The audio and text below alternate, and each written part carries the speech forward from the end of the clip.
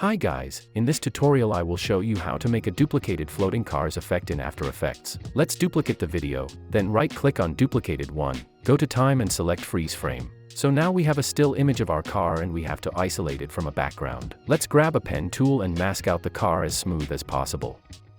Once you are done, make sure to pre-compose masked layer. Let's rename it to car only and then make sure move all attributes and adjust composition duration is selected and then hit OK. Make sure car only layer is selected and then double click on an anchor point tool and move the anchor point to the very center of an isolated car. Let's toggle it off for a while, then select your original clip and then click on track camera. Once the tracking is done, select some points on the car, then right click and select set ground plane and origin. Right click again and select create solid and camera. Move car only layer above track solid and toggle it on, then enable 3D on it. Let's quickly correct the position and then resize the car.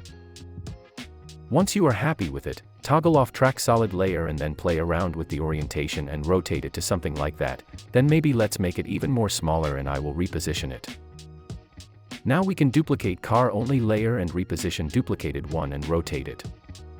Let's duplicate one more time and I will change the orientation and reposition it. In my case 3 floating cars are enough. In case you want more, feel free to duplicate as much as you wish. Once you are happy with these cars, scroll forward something like that and then select all car only layers and press P on your keyboard, then click on position stopwatch icons on all car only layers to create keyframes. Select all car only layers again and press S on your keyboard and click on scale stopwatch icons as well. Now press U on the keyboard to expand only created keyframes and then scroll to the very beginning of the layers and change all the scales to 0%. Then move all the positions down where the actual car is, because we are going to make a floating cars revealing effect right from that position. Let's quickly check it. Looks nice, but we need to make these cars coming out from behind the actual car, and we will make it a bit later. Let's finish with the animation first. Scroll to the end of car only layers and then copy very first keyframes and paste them in the very end, and we will have a reverse revealing animation effect. Now let's select all the keyframes and hit F9 on the keyboard to ease them, then go to Graph Editor, right click here and select Edit Speed Graph and then make a smooth curve like mine. Let's quickly check it. Nice, now let's close Graph Editor and then enable Motion Blur on car only layers.